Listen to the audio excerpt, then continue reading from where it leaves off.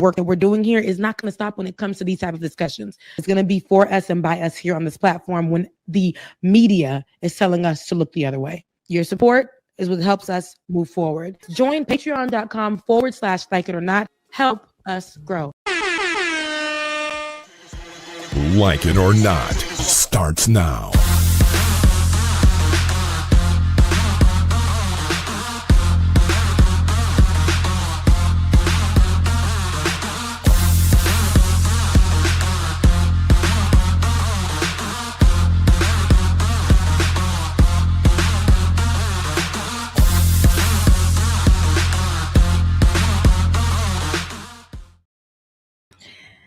Hi, good morning. Welcome to Like It or Not, where we're free to tell the truth and not care who doesn't like it.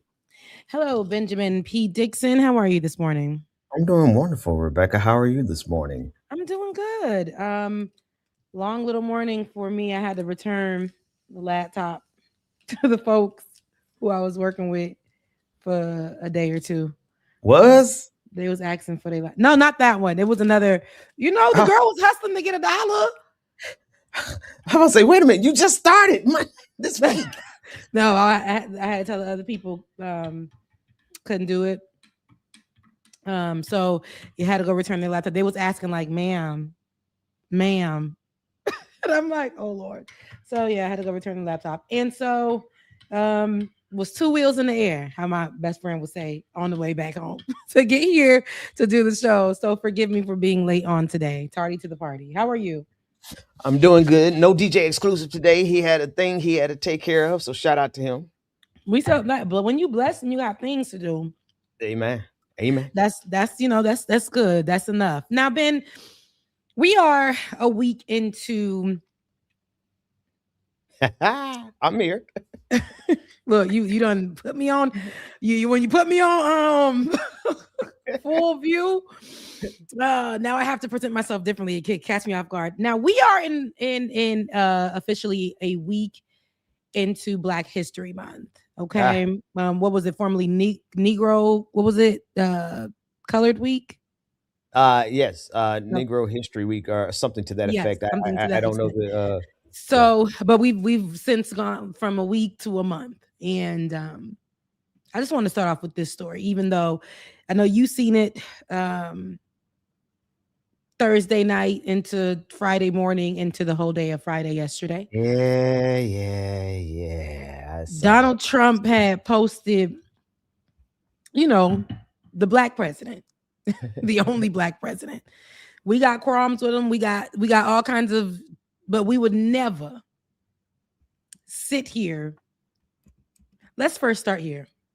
Donald Trump posted Barack Obama and his wife an AI video of them as apes. And I think the song behind it was, "In the jungle, the mighty jungle," whatever. "The lion sleeps tonight." And so Donald Trump posted 2 Black people during Black History Month as apes, and no context. Just posted the video kikiing. We don't need any context. Nobody should be surprised. I'm just going to put this out here before we get into the story, while Ben pulls up the imagery. Nobody should be surprised of the actions of Donald J. Trump. Nobody should be surprised that this is a racist doing racist things. Nobody should. I even feel like this should be blurred out. It feels like I'm looking at a slur. Now, but you guys should see it with your own eyes, because immediately what they do, this administration, what they went on to do, is tell you not to believe your eyes. Mm-hmm. Before I get to that statement, I just want you guys to understand that if you were surprised, I don't mess with you. If you were surprised at the behavior from Donald Trump, I don't mess with you, because this has been him. He done showed us who he was year after year after year, has said so many things about Black people from all over the country, but the Black ones within this country, he also don't give a damn about. And he has no regard for, of course, who he makes his arch nemesis, Donald Trump. He has no regard. Not Donald Trump, for Barack Obama. He has no regard for the Black president for every reason in the book, because he's Black. That's every reason in the white man's racist book. Black. That's all you got to be.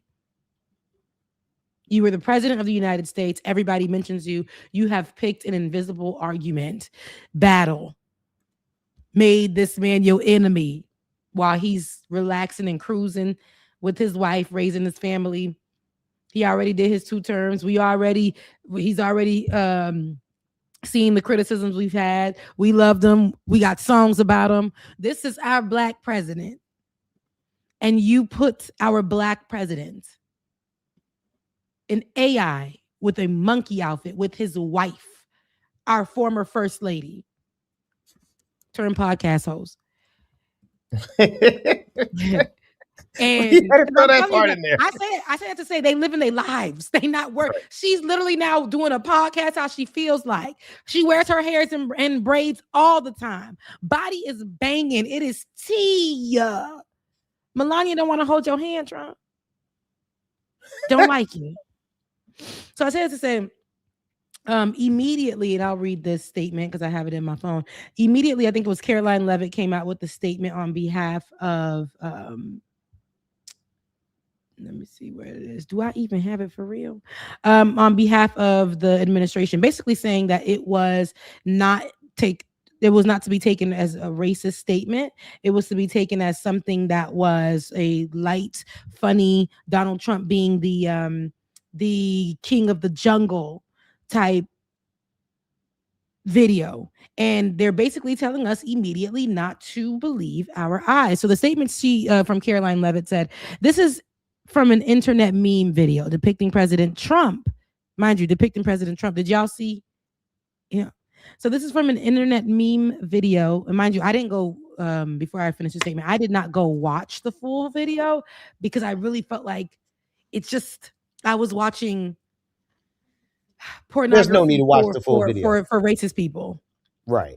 And I did not feel comfortable. It was too much for me. Even the picture, like seeing that is pissing me off. It just makes me upset. It's not that I'm surprised that Donald Trump did it. It's the fact that immediately the administration came out with this statement. This is from an internet meme video depicting President Trump as the king of the jungle and Democrats as characters from The Lion King. Democrats as characters from The Lion King. His Democrats was white. In The Lion King, where's there any type of chimpanzee, ape, monkeys? Did you see them in The Lion King? Other than what's his name? Rafiki. A baboon. Other than that, where was the other monkeys that was really featured in Lion King? So, Democrats as characters from The Lion King, please stop the fake outrage, said Caroline Leavitt, and report on something today that actually matters to the American public.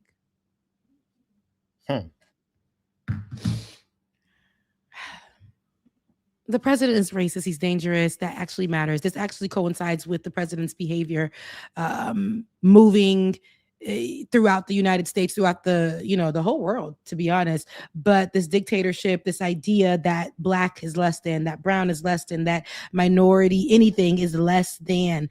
And if this administration is not even recognizing Black History Month, which is, to me, something that matters to America, right?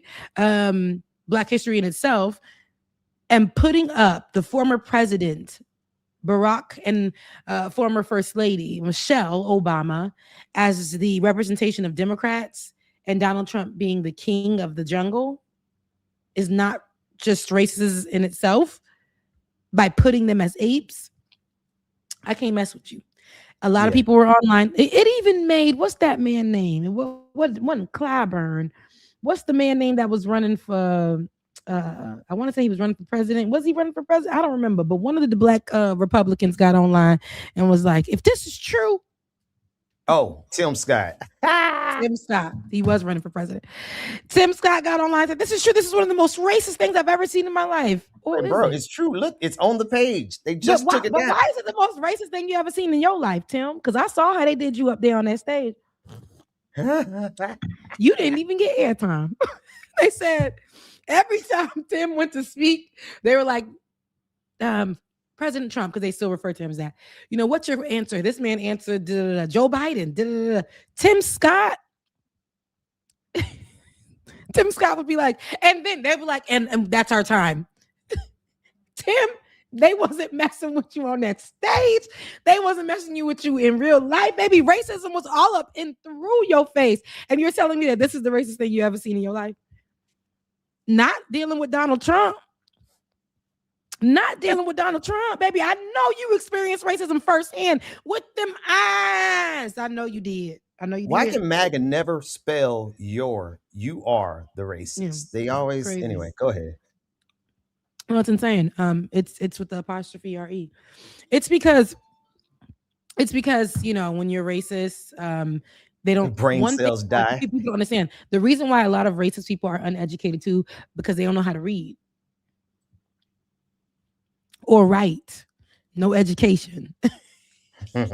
He loves the poorly educated. They're very poorly educated. And I'm not saying I said racist. If you feel that's in your house, that's in your house. So, but with that being said, a lot of people took online. If you have the video of Jeffries. Yes. Oh, yeah, him. I thought you were trying. Okay. Get the other video. Anyway. Get the other video that you want to get to. But I'm going to quickly go over a few people's conversations or outrage, if that, online. You had Cam, who was over there in Kentucky, who is the AG, I believe still the AG over there in Kentucky. Remember when he did not do anything for the Breonna Taylor case, and he is a Black Republican. Well, I don't mean to cut you off. Not only did he not do anything, but he actually did do something. He actively worked to suppress and make sure that Breonna Taylor didn't get justice. But go ahead. I'm sorry. No. You got that. He came out and made a statement. I'm going to read it verbatim because I want you guys to see how Daniel Cameron and also is shucking and jiving for the people. So many shucking and jivers. Now that was surprising to me. Now, not coming from the Republicans only, but people who are the evangelicals. It's always the gospel ones that surprise me. It's not. They try to quote the Bible. They're trying to say a lot of different things that to kind of give Donald Trump some leeway. And I don't F with that. I don't mess with that. I don't. So here is from he was former Kentucky Attorney General and U.S. Senate candidate Daniel Cameron. This is what he said. I'm proud to support President Trump. He's endorsed me twice. I'm proud to support President Trump. He endorsed me twice. And not once Massa ever did that for me. He has always cared about the color of my skin. Massa said, the White House made clear that this was an accident. And I said, Massa, yes, sir. And then Massa said, you didn't want to hear anything from the media when Left ran with these about me. And he was pointing out where they made him Uncle Tom in pictures, a Sambo type thing in pictures. Black folks did that to say, you're not one of us. And Daniel Cameron continued to say, he said, you didn't want to hear anything from the media when when the left ran these about me, which he had the pictures. Then he said, what the White House did was accidental, and what the left did was intentional. So I agree, Massa. You's not done nothing to me, Massa.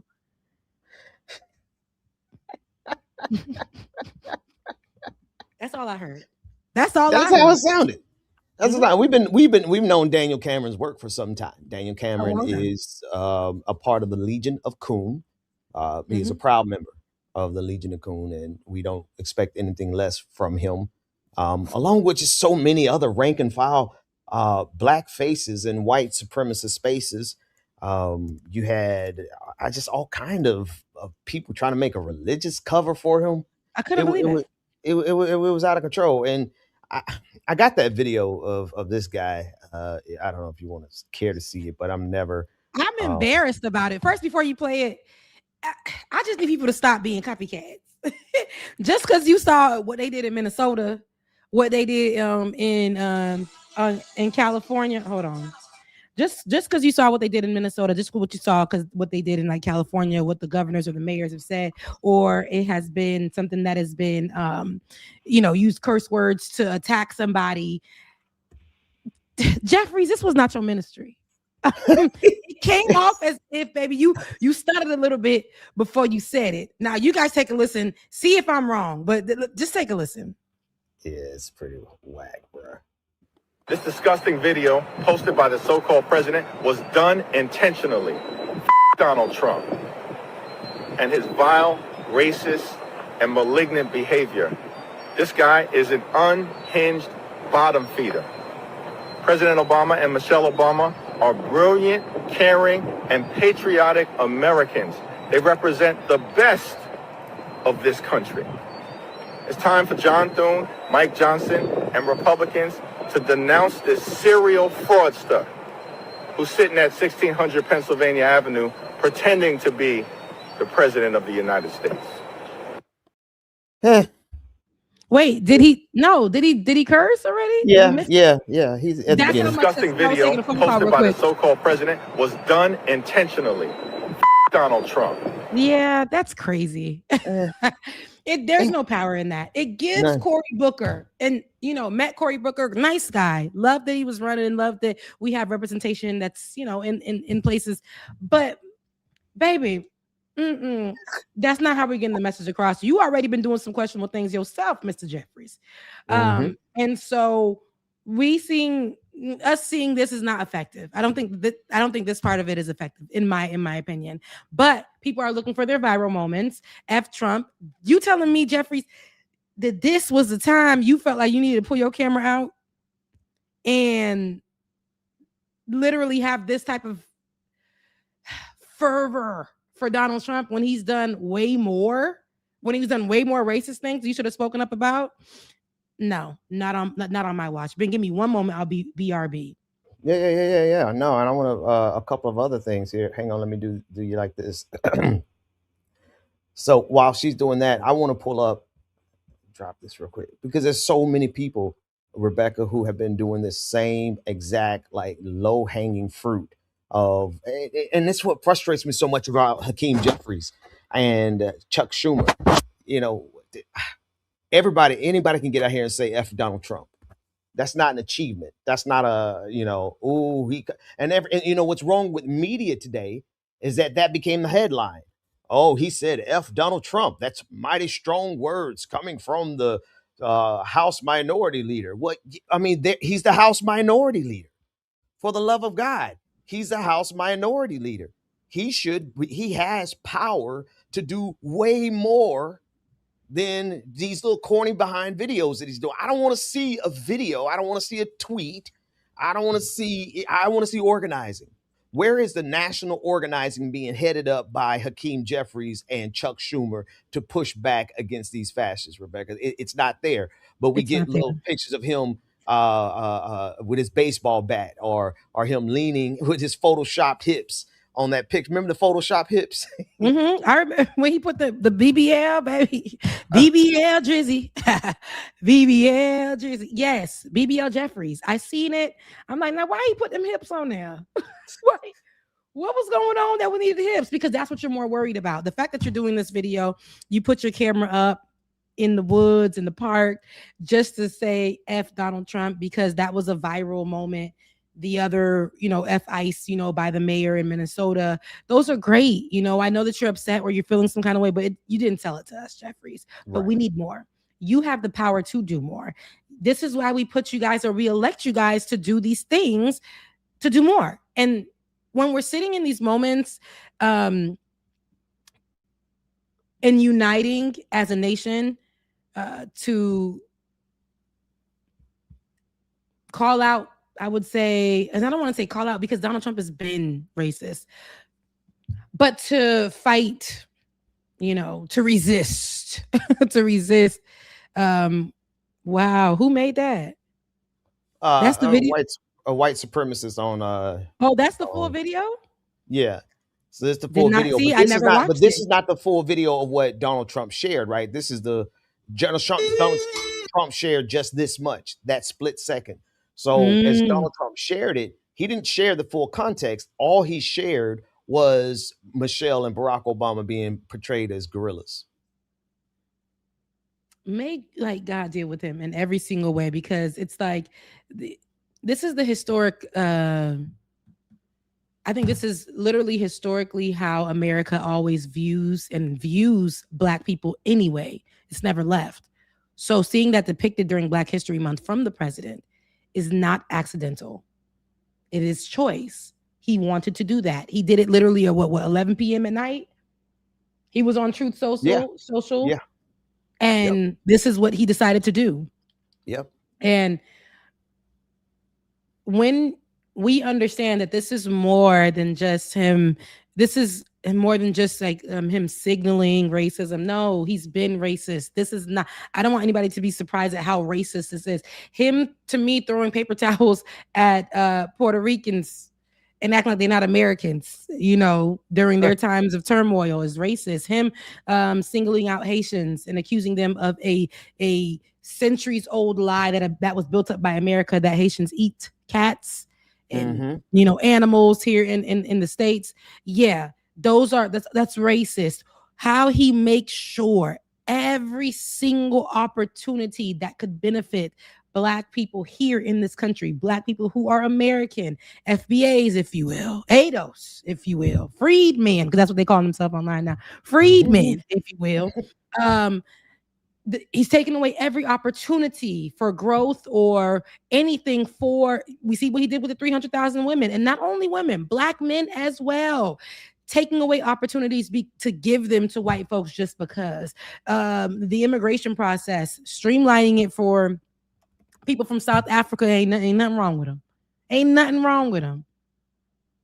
And cutting off the process for brown and Black folks. We see what he's done about Palestine, joining in, wanting to flatline Gaza to make it a resort. Right? It's all been racist. Down to before he was even president. With taking out an ad against Black folks. Central Park 5. He's been racist. You know what Maya Angelou said? When somebody people shows show you who they are. You believe him the first time. Believe them. You believe him the first time. And I don't want the conversation to surround him being a racist. We know that. But it's not even dangerous anymore. This is like he's functioning exactly how America always has functioned. This is not new. This is not new. I think that's, one thing that stuck with me that Dr. Mack reiterated. Now, what is new is we're able to see it now, touch it, feel it, actually be able to say things up against it without it looking like what it did back in 1950s or such. But at the same time, we're seeing that happen in Minnesota and then preparing to do that elsewhere in other cities and states as well, that are minority, that he feels like affected his winning the election in 2020. This is what he's doing. And because Barack Obama is not any part, he never went against Donald Trump, wasn't even in the conversation, nothing, but he's Black. And he is a beloved president. And again, we talked about our qualms with Barack Obama. We love the fact that he is our Black president that we have historically. We honor that. We notice that, but we also have criticized him as well. But that does not warrant this racism. So I first thing I did with a lot of people online, and you can post those pictures now, Ben, was post how we remember them, because what Black folks gonna do is like, okay, now we having our conversation about Barack and Michelle in the household, but what this white man not gonna do is this is what Barack and Michelle look like. Okay, yeah. This is what they look like. This is how they walk. This is how they talk. And you gotta set me up a little bit better than that. Any pictures, because they not like, these are not Barack and Michelle have always been a immediate example, especially for talented 10 folks like me coming from FAMU. We see that and I remember the day. This is Barack and Michelle. Give us more, Ben. But God. because I want people to recognize this is how I choose to view them. But this is not only how I choose to view them, this is literally who they are. We've watched them go through everything. We watched them be, young and then salt and pepper, got a little wrinkles, but still look damn good. I'm talking like go live their life, go on vacation, do things that we really don't see former presidents do. That's literally like clock out and never look back. Join the conversation every now and again, but enjoy their lives together. Donald Trump does not have that. No. Donald Trump doesn't experience that. Donald Trump doesn't know that. Melania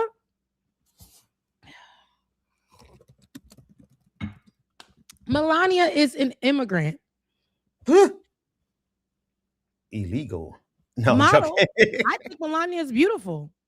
But she's an immigrant. The very thing that Donald Trump does not like about this country, but she's white and she belongs, and I'm putting that in air quotes, please remember that, to him. Probably when he met her, he did the grabbing by the coochie. You know how Donald Trump likes to do it. Put that lady out there. She got married. She married into richness. She became the first lady. She does not like that man. We see it Rebecca. every day. We see it every time. Look at. Come on, Ben. Go back to the picture of Barack and Michelle, and then go to this one. It's just look at this, and look at this. Look at that, and look at this. It's come on. So wait. One of these couples don't sleep in the same bed, and one of these couples can't leave each other's side. Don't even make it out the bedroom. One of these couples has coffee together in the morning. One of these couples don't even want to smell the morning breath on the other. Husband and wife. Wait. One of these couples actually like each other.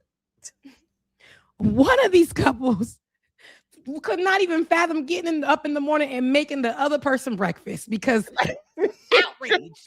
I ain't making that man no breakfast. What are you asking of me? Wait. I got one. Wait. One of these couples doesn't have a wife that plagiarized the other one. One of these couples didn't have to purchase his way into the president's seat, steal his way into the president's seat. One of these couples is black. And be honest with you, to be fair to them, this is one of their better pictures. Because if you think about how much she, like all the time she looked at him like she really, really doesn't like him. This is one of their nicer pictures together. With that being said, Melania has a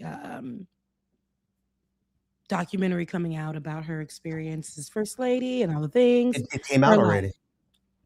And it bombed.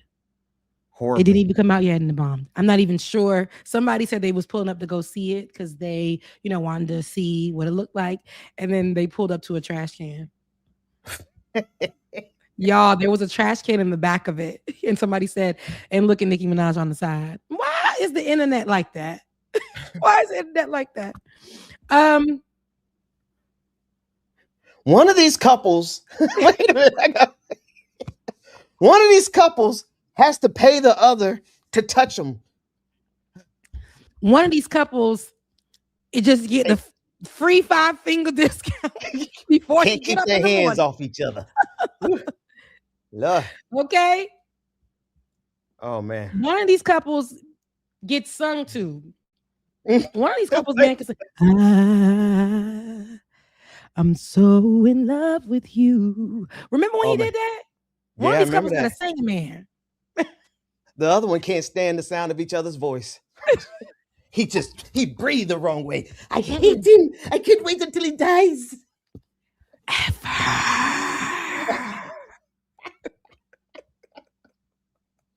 Okay. Oh man.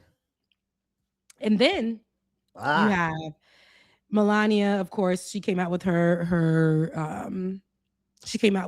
documentary in a special viewing, I think, and it was not nobody really purchasing to go see it. So Netflix in that time, becoming, I believe, by Michelle Obama, was her, I guess autobiography that she created, and that one soared up to, I believe, number one of the trending things to watch on Netflix.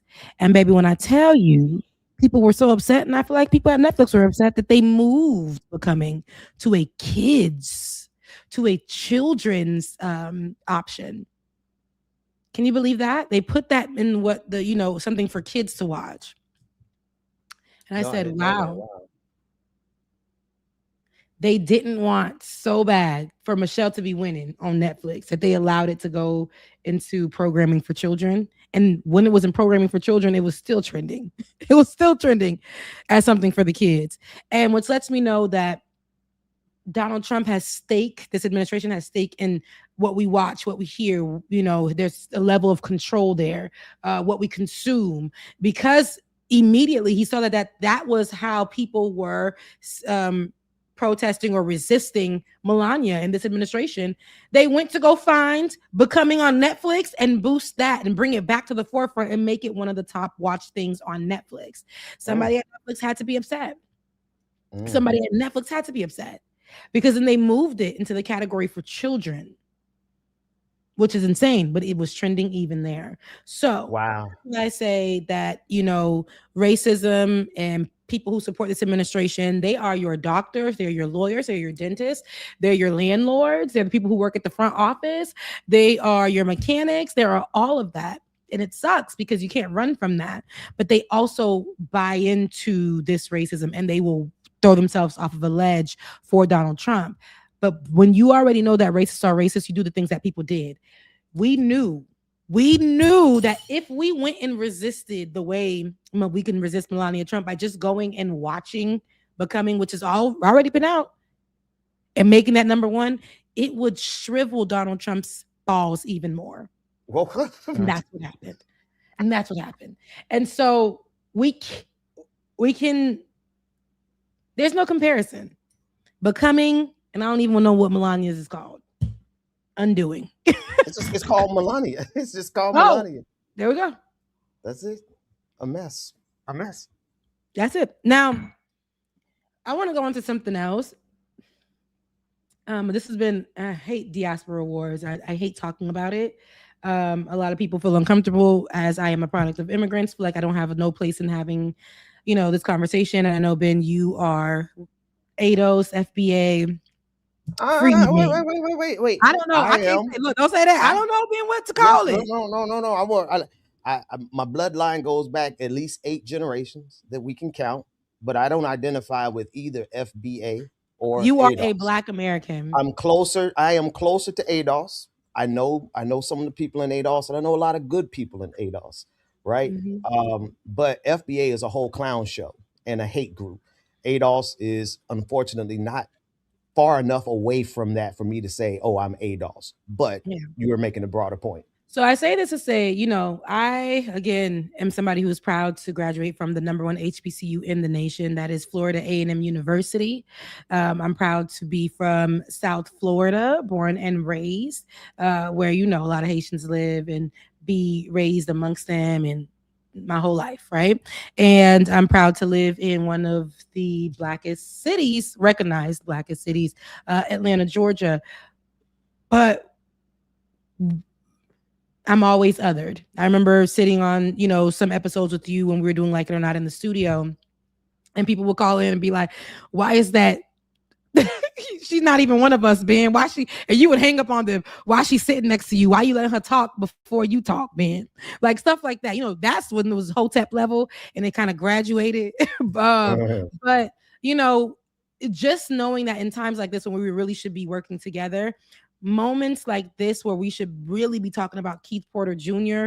We're talking about the Grammy statement, the Grammy winning speech that Shabuzi gave, more than we are discussing. You or do I know you? Yeah, more than we were discussing Keith Porter Jr. And that bothers me a lot. But if you want to play can we play the clip without getting? I don't know. I done got so many copyright strikes this week, but let's see. Working in the medical field as a registered nurse in the psych ward, she She worked 3 to 4 jobs just to provide for me and my four siblings as an immigrant in this country. Thank you, Mom. Sorry, I know I don't got too much time. I'm gonna read this whole speech though. I also want to thank Jared Carter, Abbas Patti, Tina Davis, Ghazi, Nima, Nate Stevenson, and the entire Empire team for believing in me. Thank you so much, brother. And everybody else, Sean Cook, Nevin Sastry, Josh Klein, and TKG, my lawyer, Bob Celeste, and everybody that's a part of this, Harvey Mason, thank you so much. I have the greatest team in the world. Thank you so much. And again, the last thing I want to say, immigrants built this country, literally. So this is for them, for all children of immigrants. This is also for those who came to this country in search of better opportunity to be a part of a nation that promised freedom for all and equal opportunity to everyone willing to work for it. Thank you for bringing your culture, your music, your stories, and your traditions here. You give America color. I love y'all so much. Thank you. Okay. So immediately, I already knew. I was like, now why you have to say that, Shabuzi? They gonna, during Black History Month, they already up and mad at us every day on the internet just for saying anything. Please, I don't want no more diaspora wars, because I think what's happening right now, and this is what this administration wants, and people don't see that really, is to always keep us divided so that when there is an opportunity for us to fight together, then it's not to do that. Not recognizing that Shabuzi, as a Black man, born also in the United States of America, which makes him Black American. He's Nigerian American. He just set a record of now he's part of Black history as the first Black person to win a Grammy, I believe, in the category of country, right? Mm-hmm. So here we are with the Black man making history, and what people are worried about is saying that his statement about immigrants built this country exclude, and mind you, he's somebody who's a product of immigrants and telling his story in his speech. They're saying now you're excluding formerly enslaved people in the conversation. And I think that it goes without being said that we understand that there were enslaved people here that absolutely contributed to this country. But this is Shabuzi's speech, and he's a product of immigrants, and he's talking about his immigrant experience, his family here, and what's happening right now as we speak, the fight that's happening with them saying that immigrants don't belong here. And I'll say this because people came out and made this something that it was not, in my opinion. So this is not Ben's opinion. This, in my opinion, the way that people got up on the internet and made this as if he made in a deliberate attack against formerly enslaved people in America, and took them out of the conversation of who historically built this country. I think that's pretty problematic, because at the end of the day, immigrants are a part of the people who built this country, only because we wouldn't have Chicago, right? If there was not a Haitian person who founded it. No, we wouldn't have the Savannah be the city that it is if the Haitian didn't come and help fight that war for them to win over Savannah. The Louisiana Purchase, we had Haitians come over, and that's why you have the culture that you have in Louisiana, and particularly New Orleans, and the slang is pretty much Haitian Creole over there. There are a lot of not only influences, but parts of things before America was America that helped build America, not taking away from enslaved folks who actually used their hands to help build up buildings, to help build up cities of that they helped build up that were actually bombed, by folks that hated the fact that they were Black folks living and building community here and all the things, right? This was never to take away from them, but you are talking about somebody who is a product of immigrants speaking about ICE and what they're doing, basically, in a metaphorically way, but also about his moment about, I wouldn't be here if it wasn't for my mama immigrating to this and what she did as a nurse to, in this. The words that he said are not wrong, but they also were not to say that enslaved folks did not matter and they didn't build in this country. If somebody from the ADOS community, and mind you, I'm wearing a shirt that says Malcolm, Harriet, Langston, Maya, and Frederick, right? I am somebody who is a product of immigrants. I went to Florida A&M University. They are the ones at Florida A&M University, which is a historical Black college and university out of Florida, that taught me to go deeper into who I am as a Black person, my Haitian heritage, what they contributed. And I'm like, I sat with Black Americans all in the classroom as I learned about what enslaved folks or Black Americans, all the things contributed to the building of this country. They also said, Rebecca, here's what your people contributing to the building of this country. Right. Because as Black folks, we all contributed to this country, building it. People before us already had a foundation. The indigenous folks already had a foundation in this country. All of the areas, when you go down, up and down California, you can't look left or right without saying a Spanish name for a street or a city. The building of this country is literally, like he said, a melting pot. Black folks did that from all over. And it was never to discredit. It was never to discredit formerly enslaved folks. It was never to do that. But when the conversation always comes up, it's like it's a moment to do what this administration is doing for some people. And I'm seeing people that I've worked with lead the conversation in a way that is very divisive and problematic and send out a message that is incorrect. Immigrants did not do anything for this country. Immigrants didn't help build this country. It's a lie. They didn't contribute to building the country. It's a lie. That's an absolute lie. And that doesn't take away from the fact that we're here as Black folks. And the people in Springfield, Ohio, were literally saying, the Black ones, that they did not want to go outside. And this is quoted in the Springfield, Ohio article, because ICE was supposedly to go out there on February 2nd when TPS was at that time to be expired for immigrants. And Black folks in that city said, I'm scared to go outside. I don't even know if I want to go outside, because if an ICE officer would even know the difference. And that is a true statement, because when white folks look at us while we fighting amongst who got the worst experience, it's the oppressing Olympics amongst no. When white folks looking at us while we doing all that, all they see is the hardest ER. That's it. That is it. We got a copyright strike already, man. Already? Yeah, we got a copyright strike immediately. It says streams are interrupted when copyright is detected. Did my stream stop anybody? Did my stream stop? Just want to know, did my stream stop? Oh, yep, my stream stopped. Let's see if mine stopped. It looked like I'm still going. Maybe not for long. Ben, take it off a loop. Oh, I'm still playing it. Let me look. Let's see if I come back and come back in. Let's see.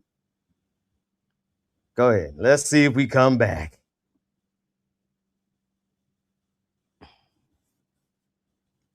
All right. Let me come back. We're still going. Let's see. Am I back? Hold on.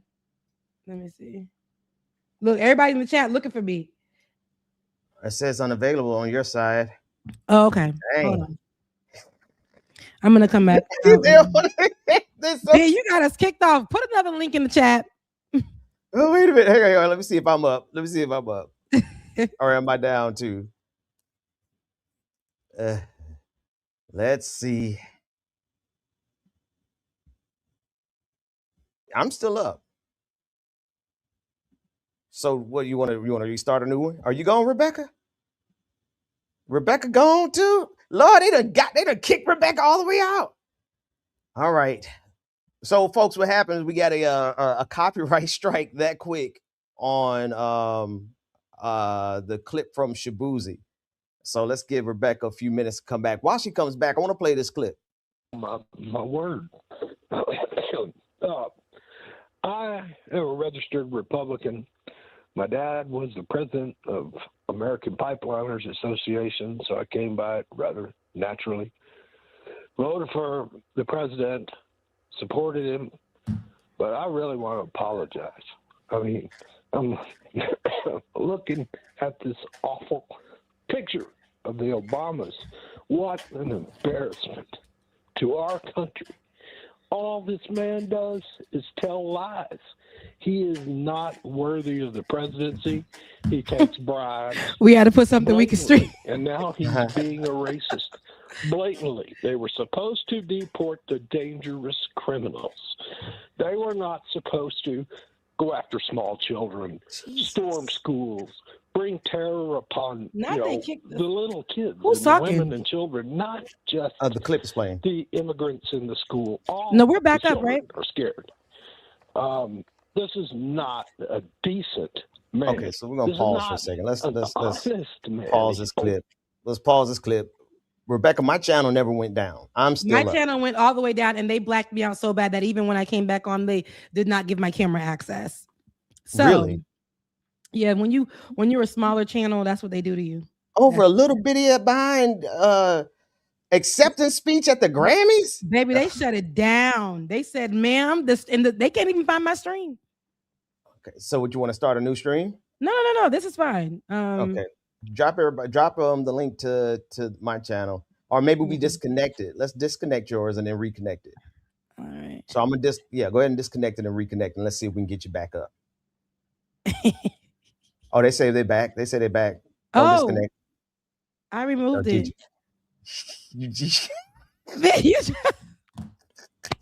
Anyways, as we're now here, start it again. We're gonna work right through it live on the spot. We're gonna do it live. This is hilarious. Let me see. 2 We're gonna do it live. I put like it not. Listen, y'all gonna get what you get. But I do want to continue the conversation. I think I was really spitting. Real quick, I just don't think that. Am I back? Look, am I up? I don't think that it is about what the people were trying to make it about, but I think that people are also using this opportunity with what's happening with immigrants in this country as a moment to pull back logic that was created way back to put inside of Black folks' head for us to be divided once against amongst each other on who's the worst, like who had it worse, who's the best Black, who's this and that and the other. And that bothered me the most, because why are we looking for the oppression Olympics when it comes to who was enslaved more and where, when it was just literally a different boat stop? And when you really think about it, every place that we went to, I come from, you guys here in America are not the only people who come from formerly enslaved. My people in Haiti were formerly enslaved. That's why we had a revolution. Like, what are we not saying? The Caribbean islands were all formerly enslaved, owned by one of them whites, one of the colonizers. We all have the same story when it comes to that. We all had masses, right? We all had colonizers. We all had places where they killed off our indigenous people for the most part. That's right. No, I don't know that there. I don't mean to cut you off. I don't know that there is a place on the planet where the indigenous people have not been killed off by colonizers. Mm-hmm. Like name a place. Maybe there's some survivors, obviously, in African nations. They didn't completely obliterate every single nation, but all across the globe, indigenous populations were obliterated. All across the globe, people were displaced. Migrants had to move. And this is not just recent history. This is ancient history. And so there are always going to be immigrants. And then I don't know if you're finished yet, Rebecca, but I'll throw it back to you. But I want to say a little bit more about the fact that, yeah, immigrants did help build America, right? I think maybe he could have avoided this if he had said help. But I'm going to be honest with you. I don't have time to be sensitive like that. Like, I'm not fragile, right? I'm not going to collapse and say, oh, no, he didn't reference Black people. Nigga, we know. Who doesn't know? We're going to always repeat. I know what my people did for this nation.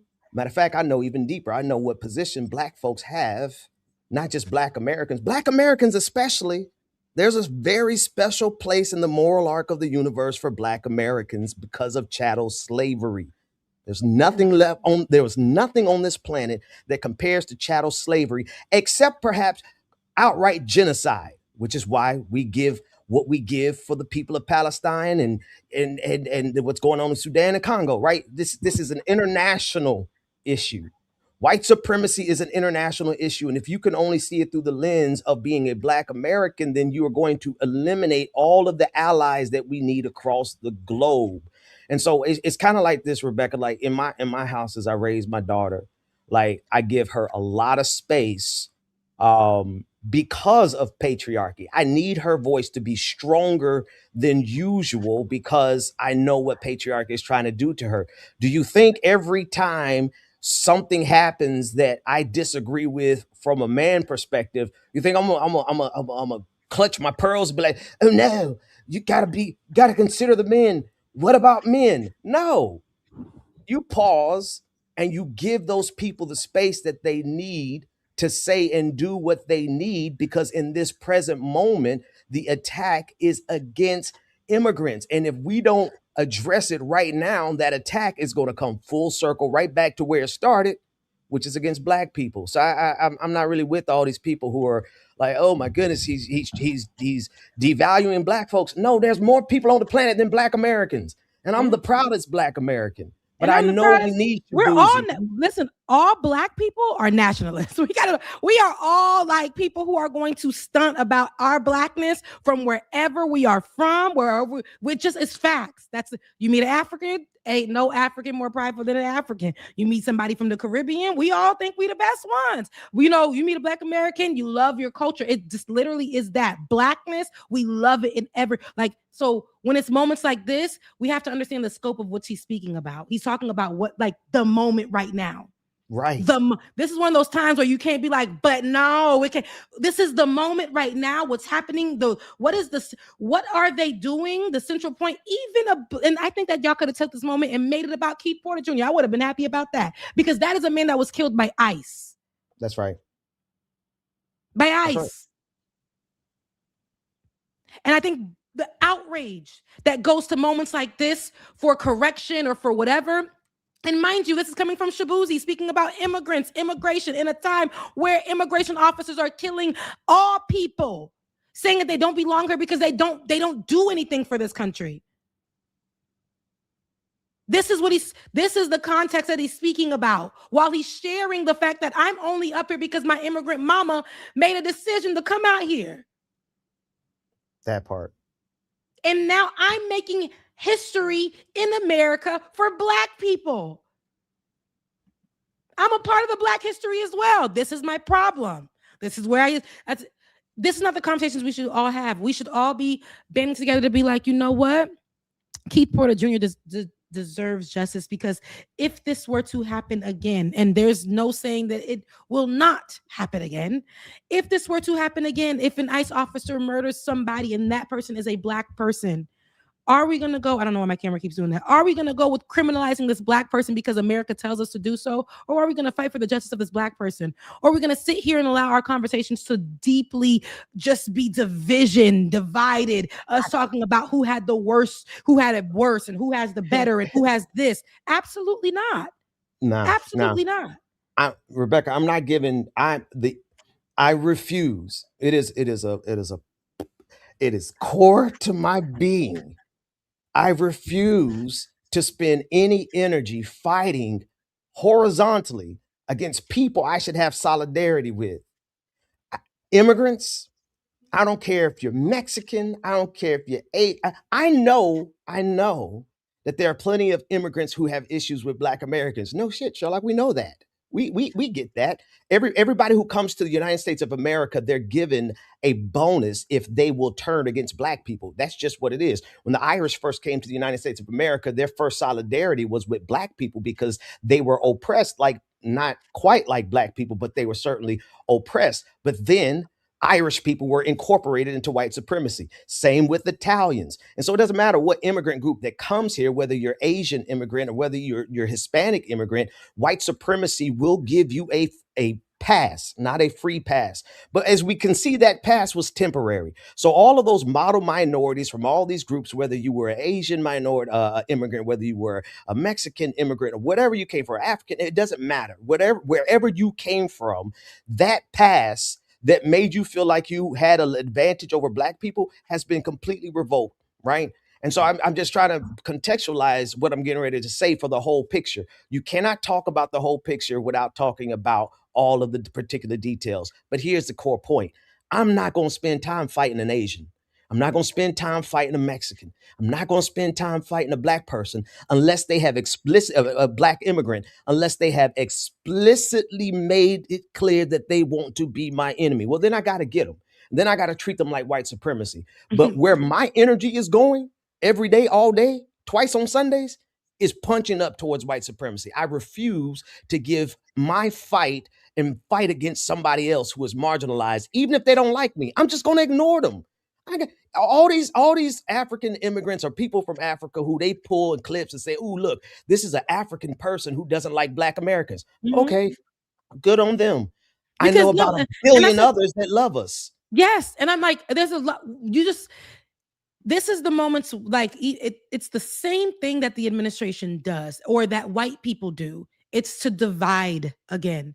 If you point out that there was one Mexican person from a gang that tragically murdered somebody, that does not make the whole face for Mexican people, but that's what this administration does. And that's what they'll do. They'll say, that's why we need Mexicans out of this country. It's because they're all dangerous, right? And the reason, again, I'm going to make this point. The reason why we are not focused on Keith Porter Jr. is because he had a gun where he was shooting in the air for the holiday, right? For New Year. So we're naturally trained to think as white folks want you to think about Black men with a gun. Right. Dangerous, armed. We don't need to really discuss that. People don't know that they're moving, and this is just to be divided, just to not pay attention, just to not do the things that we were supposed to be doing.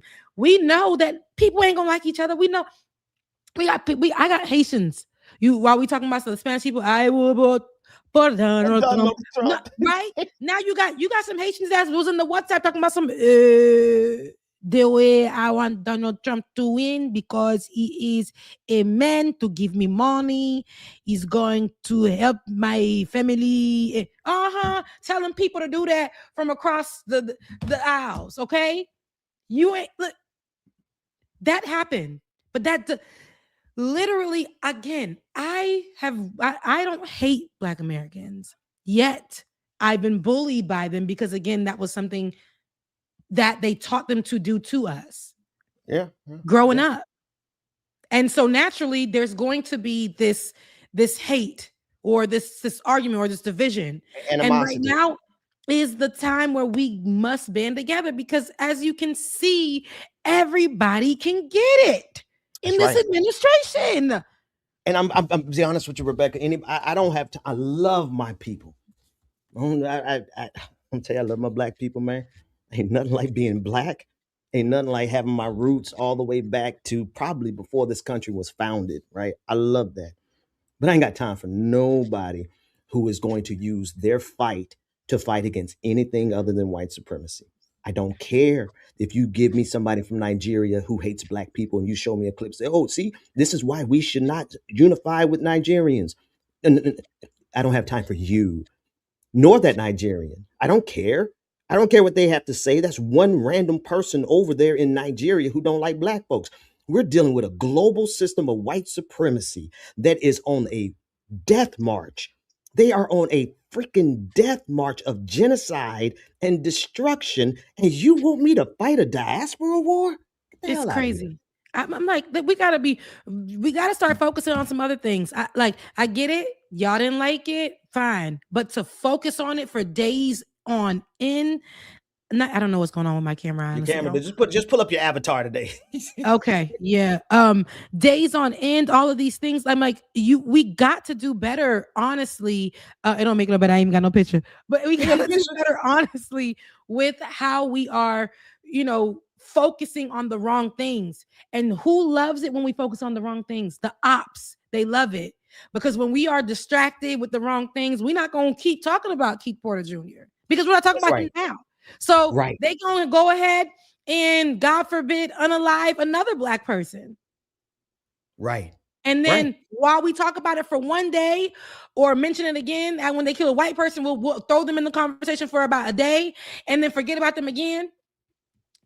We're going to talk about something else that they throw out there that we don't like, and that'll be it. No, it cannot be that way. And again, I can't make anybody do anything they don't want to do. I've seen people contribute to the conversation that are people I've worked with who have said things that are so anti-immigrant. And I think that as a response to some of these things, we got to be careful, because I can't get on here and be anti-Black American. I can't do that. I literally live in America. I'm a Black person. I went to one of the blackest and best schools in this nation. It's all right. And that, don't get beside yourself. It is an okay school. Go ahead. One of the best. You can't see me, so I could be rolling my eyes at Benjamin P. Dixon right now. But Hell Wildcats. like, we cannot sit here and have these types of discourse and down one another, especially if, we worked alongside each other. We've talked about issues that the Black community is having in America, and lo and behold, and you felt this way about me the whole time. You felt this way about immigrants the whole time. You thought that because my family is not from here, but I'm born and raised here, I should not have any access to certain things or rights to certain things, or my Black isn't pure. Those conversations have to stop on both ends. They have to stop. We got bigger fish to fry up here in this country. What I was going to say, Rebecca, though, more than just those conversations have to stop, I think our conversations have to grow. And this is what I was talking about with Olay. I think the diaspora needs a global conversation between those of us who know better, those of us who understand exactly what white supremacy is doing, exactly what certain people in our own community. Listen, there are paid agitators. Tariq Nasheed from so-called Foundational Black Americans, right? A paid agitator to divide and conquer. There are paid agitators in every single culture. How do you think you get ICE agents that are Mexican? Like, how do you think you get ICE agents that are Black or Nigerian or from another country? Because in every culture, in every race, you're going to have some people who would take dollars in order to divide and conquer our own people. And so I think what we have to do instead is have a conversation amongst those of us who know better and amplify that conversation, because the most popular conversation right now are those who are getting paid to divide and conquer. Right here. You back? I keep talking. No, I'm trying to see what's going on with my my cameras. Yeah, I think it's the battery that I bought. Remember the bootleg battery I told you I got? I think it's that. You ain't got a charger? It's a bootleg battery. I do. You got a charger, don't you? I do. Well, here, if you don't, I'm working on something as we speak to put something on screen, so we just not looking crazy over here. But that's the conversation. I was talking with Olay about it, and it's been a long time since I've talked to her about it. So I need to have that conversation again. But if we don't absolutely start amongst us having a conversation amongst those of us who know better, we're going to constantly be faced with people who are getting paid good money. And we can't move past that, right? We can't move beyond the people who have been paid to divide and conquer us, because it's easy. It's so easy for us to fall into, oh, I don't like this group. It's so easy to punch down or punch across when people are scared to punch up. And I'm like, all of our energy, any energy, any resources, any time, any stream that is committed to dividing and conquering us or bickering amongst ourselves, it's kind of like how ignorant do you have to be right now to be more interested in fighting amongst people on the left versus fighting the fascists who are trying to take over this country? Makes absolutely no sense. So anybody who's spending time dividing and conquering us on the left, I got no energy for. Matter of fact, I see you as an enemy now, because you are here to destroy the solidarity that we must have across all silos in order to stop white supremacy. Absolutely. Are you back yet? No, I'm back, but you can't see that I'm back. No, I absolutely agree. I just need to be seen. I hate that I can't see myself, but I absolutely agree with everything you're saying. I think that, and you know what's a scary thing though? It's burnt out. I don't talk about it much, but even when I speak about, certain things on my videos, a lot of people will come under there and be like, you're not even one of us. You can't talk about our issues, whatever. It's just kind of burnt out. I feel like at this point, even Olay probably feels the same way, but it's like, we just got to just do our work and go. Like this show right here, It's you and it's my show, and you featured on here. But it's our show, and we get to have these conversations without having to battle out a Tariq Nasheed or somebody else who feels a certain kind of way about things that are being said. We can have an understanding conversation. I don't want to go try to fish out for those people because I thought I was actually working alongside those people, and the whole time these people couldn't wait to take an opportunity to say, I don't even really like Black immigrants because X, Y, and Z. And seeing that over the last year or two just kind of put me in a place where it's like, listen, I don't go by what they say. So I'm just gonna have to use my platform to naturally just speak against it. Because even when I do say stuff, like even probably under this video, we're gonna get comments that are going to be they're going to be either anti-Black American or anti-immigrant coming from Black folks. And those are the things that I don't ever want to put myself in a position where I'm having a heart attack or stroke trying to get somebody to understand what Shabuzi said that wasn't intentionally trying to exclude the Black American and their experience and what they contributed to this country. Yeah. No, I mean, I get that 100%. Sometimes it's not even worth the energy. But on the other hand, though, it is worth the energy. Here's why it's worth the energy. Because if we don't confront some fights you just got to fight. And to me, is if we don't crush this, you know what I mean? Like if we don't fight this head on and just go ahead and have this fight, then we're going to be constantly dealing with people who get away with dividing us. There is one enemy in the United States of America, one, and that's white supremacy. Mm-hmm. If you want to count a second enemy, capitalism. If you want to count a third enemy, Christian nationalism. But all three of them can be wrapped up into one thing, white supremacy. And so anybody who is taking away from that fight, especially to divide and conquer us, I think we got to kind of hash that out right now, because to let it linger, it's going to always come back. It's going to always be, here's a new election cycle. Oh, here goes some new Negroes who are paid good money to divide the diaspora. Yeah, look, because I had to put on the 1925 camera, but absolutely, Ben. No, I agree with what you're saying. I guess we'll work on it. We'll develop it and see where my mind is at the time, moving forward, because I don't think this is going to stop. I think that it actually building more on this. I thought that last year when I talked about it and did a video about it, when people were saying like this is not their fight and all the other stuff, that we would get to a place where we see this ain't right. We need to unify because this isn't right. And together, especially when we found out about Keith Porter Jr., I thought that would actually be something to be like, oh, not one of no. Like I thought a lot of the people who claim to be like FBA or they would not play with it. You know what I'm saying? That they would get up, march to the streets about Keith Porter Jr. And it's bothering me that they get up and march to social media about what Shabuzi said. Shabuzi. We got bigger fish to fry. We got wait, Rebecca. Let me jump in there because I didn't notice that, and I think. Am I hearing you right? You're saying it's frustrating you because you didn't see them get up and march and unify in solidarity to promote Keith Porter's name, like you're seeing them get up to jump and go after Shabuzi. Trending for days. Keith Porter trended for like a day, and we continued on, and that's what bothers me. And people have done.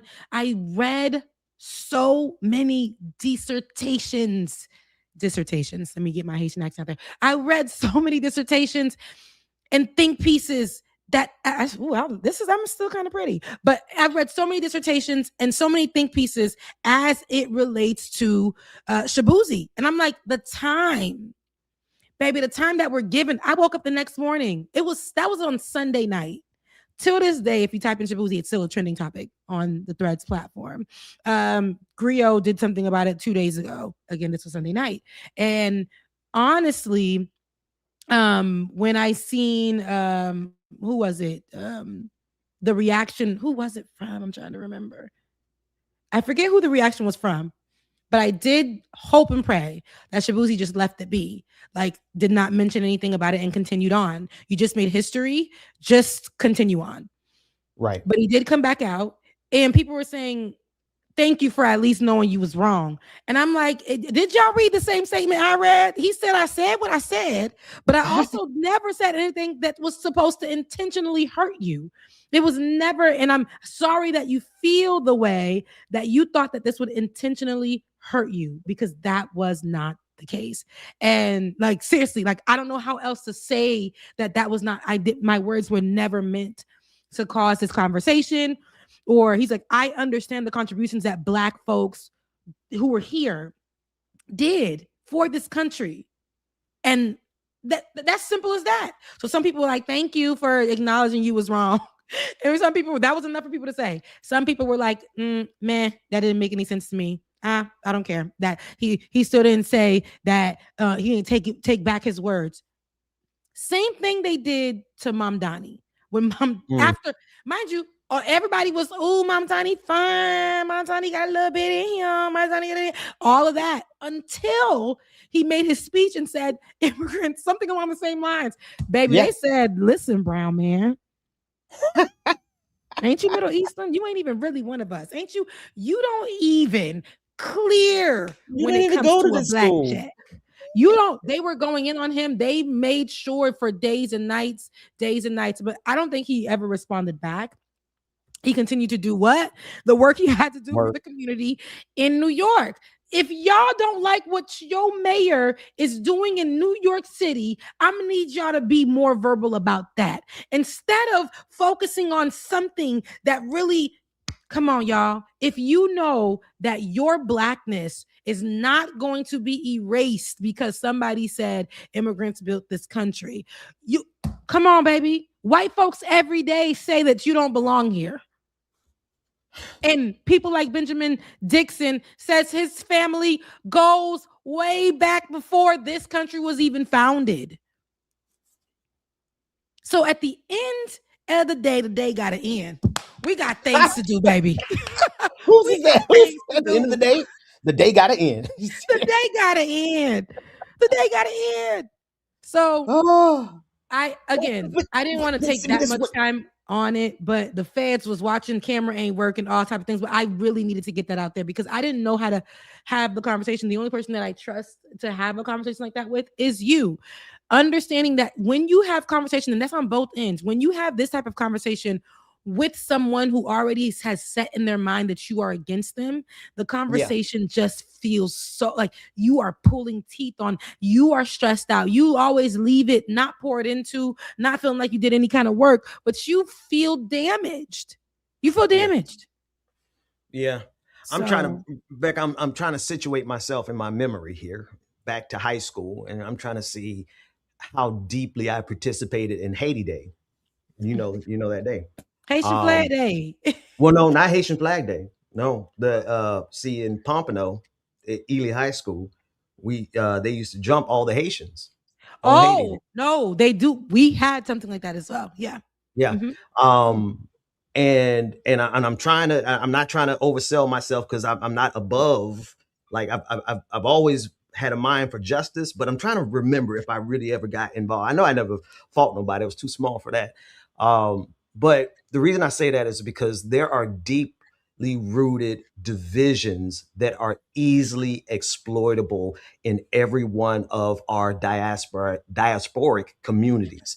That's on purpose, my family. Mm-hmm. And to have the capacity to do the deepest of analysis on white supremacy, but then when an immigrant or a son of an immigrant makes a speech like this, and then all of a sudden you go away from white supremacy and you focus like a laser on this, something's not right there. Something's not clicking. It becomes a reflex to an old bitterness. You know what I mean? It's like it's like no matter how far we sail, there's a deep-seated bitterness in us that makes us go back to these diaspora wars. And what I'm saying is that we got to kill that. Because that original bitterness didn't come from us in the first place. It came from all of us Black people of different origins being smashed into one place and being forced. I mean, my God, I wonder if people actually, This is how dumb it's gotten. You have Black Americans who are rejecting the fact that we hail from Africa, that our blood lineage comes from Africa. That's how I stupid told this you they woman online is. saying I'm a freedman. My Yeah. people are freedmen. So I'm like, no, see, yeah, I don't know. Yeah. No, but again, and I appreciate you having this conversation with me, but I want to ask, not even challenge, but ask all of those of us who know better to have these conversations more boldly, more loudly, in their faces. Because once the diaspora sits at a round table and has a conversation that can be seen globally, then all of these other people who divide and conquer us immediately look small and insignificant. And I don't care if you have 1 million followers. When your mindset is that the only people that matter are Black Americans in the United States of America whose lineage goes back enough generations for you to be satisfied, if that's your mindset, then you have instantly made yourself too small for what the universe, I don't care what you call it, I was going to say God, right? What God is getting ready to do, what the moral arc of the universe is getting ready to do, what justice is getting ready to do. You have already made yourself too small to be in the bigger conversation. And we got to start having that bigger conversation. Yeah, no, absolutely. And so much has actually happened this week that surroundations that now that we're talking about them. And you had on again February 2nd, 2026, TPS was due to end by Donald Trump. He definitely put that out there that TPS was going to expire. It was due to end. And a judge last minute, baby, before midnight. No, but last minute, a judge made sure to and I have a link. I'm gonna read. I want to get her. I got you. But yeah, a judge made sure to stop that. And she has. I want you to read her statement, so that's what I'm gonna put in the chat right now. But a judge made sure to stop that, postpone that, and then of course to give them about another month. But that's what we've been seeing happen for a while. But it was what the judge said. It was what the judge said, and I wanted to read that the letter from the judge. It says here. You need to make it bigger? Is that the wait? I don't think that's the. Hold on. The response from judge. Okay, that's it. There is an old adage among lawyers: if you have the facts on your side, pound the facts. If you have the law on your side, pound the law. If you have neither, pound the table. Secretary Noem, the record to date shows, does not have the facts on her side. For Secretary Noem, she's talking about, or at least has ignored them. Does not have the law on her side, or at least has ignored it. Having neither and bringing I hope I'm saying that right, the adage into the 21st century, she pounds X, FKA Twitter, right? Formerly known as Twitter. Kristi Noem has a First Amendment right to call immigrants killers, leeches, entitlement junkies, and any other inept name she wants. Secretary Noem, however, is constrained by both our Constitution and the APA to apply faithfully to the facts, to the law, and implementing the TPS program. The record to date shows that she has yet to do that. And then she granted the motion for a stay. She read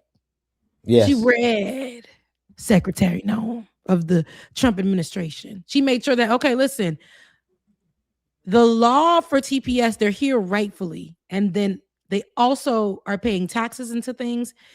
Many of them are asylum seekers, especially in the last few years. All of the things which say that they are here rightfully so and not criminally. They're not breaking any laws. But what you're doing is causing chaos to expire the TPS before its due date, right? Before its expiration date in the first place. And then to immediately try to cause chaos and make these people criminals overnight. Yeah. I've actually covered this story a year ago when he tried to do it the first time. When the story came out that he was going to do it the next day. Donald Trump be saying things and then never get done. But here we are. We're focusing on this letter, this open letter that the judge gave to this administration. And I think that it's more important for us to have that type of representation for us. You know why? Because so many people were saying, oh, it's temporary. It's temporary. It's temporary protected status while they're getting their paperwork done here. And let me be clear, because that's the name of my show. Please, you guys take a look. It's on the page right now. Let me be clear. But let me be very clear. Haitians do not come here because they really want to leave Haiti, their home forever. My mom and dad left because for opportunity purposes at that time. They needed to get better opportunities for themselves so then they can take their whatever they're able to learn education-wise or whatever and bring it back home. That was the goal. What's happened in the last few years? We had the assassination of our president, Jovenel Moïse, in Haiti. Gangs, the uprising of gangs started to come way more. We had our Petrocaribe situation with our gas and our petroleum, and all of those things have affected us. We still are finding a way to recover from the earthquake, but also in between that time, since the earthquake to today, we've had many natural catastrophic instances within the country. Mind you, a corrupt government at the same time that's selling the country section by section. And then we have the United States, which is infiltrated and has been engaging in destabilization of the country since we decided white folks gotta go. We not being ruled by no master. The destabilization of our country because we went to go help other countries go get free. The U.S. said they too damn strong. They've been involved in taking our money, literally coming in and taking our money, coming in and taking our rice. That's Bill Clinton and his wife. Building 6 homes with all the money that was funded on our behalf from all over the world. What was it? Red Cross came down and then built 6 homes with Hillary Clinton and left. Took our rice, which there is video of Bill Clinton actually sitting down in a testimonial on the floor saying that he feels so bad because he ruined that for us. So people be like, oh, it's temporary. You got to work hard. If Haiti was stable right now, I'd be out there. I'll be gone. I'm at an age where I'm just like, listen, I love being home. I love being on the beach. I love being that we can be with our families and actually have that type of culture with each other. But what's going on there is just an unlivable place. Why can't people say that that's happening over there? Do we want it to say it's happening? No, but mostly in the city area, that's where my family is from. That's where a lot of people are running from. Because they don't no longer have businesses that they can go back to. Their businesses that have been burned down. Their churches have been burned down. Their homes have been burned down. Their children have been attacked or kidnapped by the gangs that are being funded, some of them, by Americans. Guns being brought into the country, those type of things. So the goal is to keep the country down and to always make us look like we can't have. That when Haitians are coming here, they're coming to protect themselves so they can live another day and maybe see the turnaround of Haiti that they can come back to at some point. Americans always go to other people's countries and telling them how they can do things better. I know this because every time I'm on vacation, it's some white person or whatever is going to another person's country and telling them how they can do better and what they got better in America. But you still in these people's country for vacation because ain't no vacation in America. As people in this world, we should be willing to look out for one another. Haiti has done that time and time again. That's why a lot of these countries in Latin America have freedom, because Haiti has decided, hey, we did it for ourselves. Let's go help and free other countries. That's why you see the red and blue, the same way we got on our flag, our Haitian flag. You see that in a lot of Latin flags because we helped to free those countries. America's such a mean. Don't come here. Don't come here. This country don't even belong to y'all. Indigenous folks, right? It. So when these conversations arise, people are like, why can't they know it? Listen, we are helping folks. Haiti has a place where I believe it was the Polish or the Germans to this day who have a place because they were fleeing. I want to say it was the Germans who were fleeing from what was happening in their countries, and they sought out and they came to Haiti.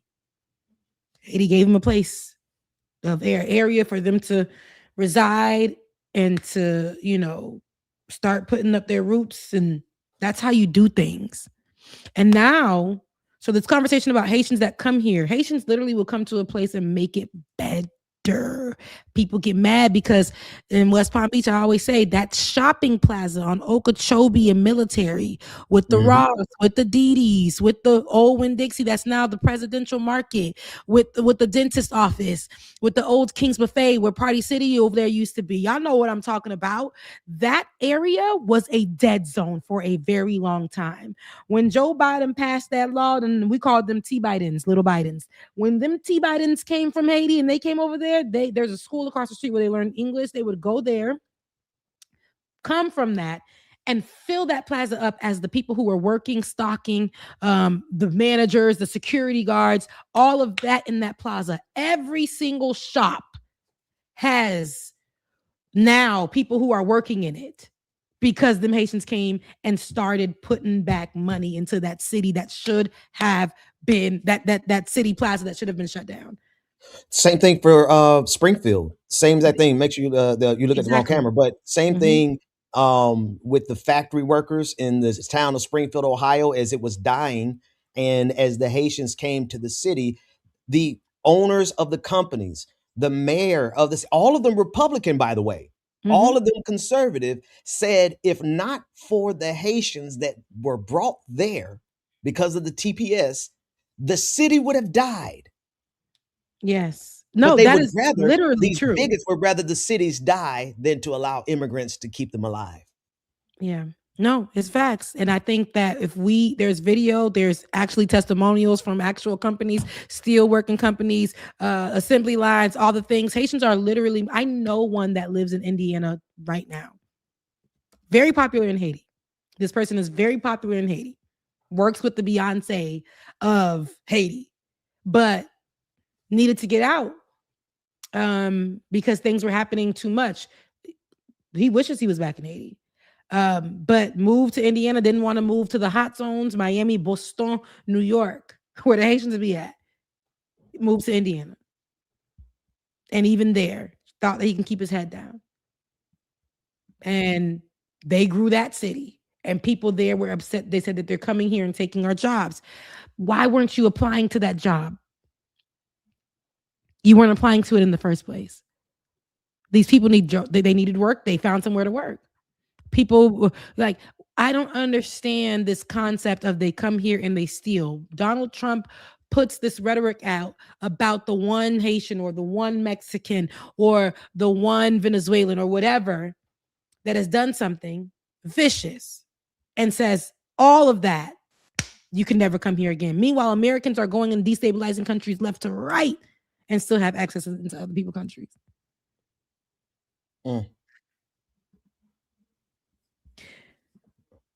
We have to talk about the contributions again, because these conversations that we have, they all full circle. There is a reason why they don't want immigrants to be a part of the conversation of contributions, because America wants it that way historically. They want it that way historically. If you're not a white immigrant, then, Ben, I was on the wrong camera. You're looking at the wrong camera. I had to say it out loud. I typed it privately. I'm sorry, y'all. I'm so used to being in my camera here. I know y'all was getting excited. My bad. Here we are. They are so used to the conversation that excludes the immigrant, particularly the Black and brown immigrant, from the building of this country and the building of this nation. But why you all up in California again? You riding through California, ain't not nan street that ain't named Hispanic. Every street is Hispanic. Every city is Hispanic. Las Olas, back home, like Los Angeles, San Diego. Come on, brother. Because we must stop. Why can MAGA never anyway? Can never We must stop. spell. But I say all this to say, it ain't that we don't want to go back home. It's we're looking for an opportunity to be able to live, to breathe, to put things together, to be able to send back home to the people who can't come. So there has to be ways, and if people can make plans, allow them to make their plans. Nobody is coming and taking things from you. When there's opportunity, allow it to be opportunity. Like, why does the opportunity have to be limited and come with a struggle? And they are this idea that they're stealing the food stamps and all those things. I said this in a video and people got mad at me. They're like, oh, well, they have some access. No, the city, states, and stuff like that, they do create minor access to state funds or something like that, but they are not getting your food stamps. Haitians are not coming here and immediately getting your food stamps. They have to show themselves to be people who can live and thrive on their own with what is given to them. And do they do that? Absolutely. Other immigrants do the same thing. No, we have to remove ourselves from how they want to make us divisive with one another. And we got to focus more on being the melting pot that America claims that it is so much, and making sure that people have basic things that live in this country: food, housing, like healthcare. Those are the things that we should be, protections. Those are the things that we should be making sure that people have. That is, to me, the best way. Because when we're having this conversation, we are having it incorrectly when it comes to TPS. None of those people came here illegally. TPS is temporary protected status. That had to be something that was put in place to make sure that people are here with paperwork, so that if they are looking to go to school or have any other type of paperwork, they're here legally. This is we're in doing what this administration doesn't do: due process. So this idea that they came here illegally, that's not the point of TPS. It's not. So again, stop going off of what y'all hear or this outrage that is meant to make us divisive against one another. Springfield was a dying city. I said that in my video earlier this week. Springfield was a dying city. Even the people from that city didn't want to work in that city. They revived the plants, the business plants that were there, that they were looking for people who didn't want to work. You know, COVID came, people was like, oof, hands-on jobs. Whoa, not for me. Work from home, baby.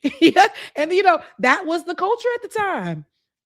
But Haitians was like, what y'all want me to do in Springfield, Ohio?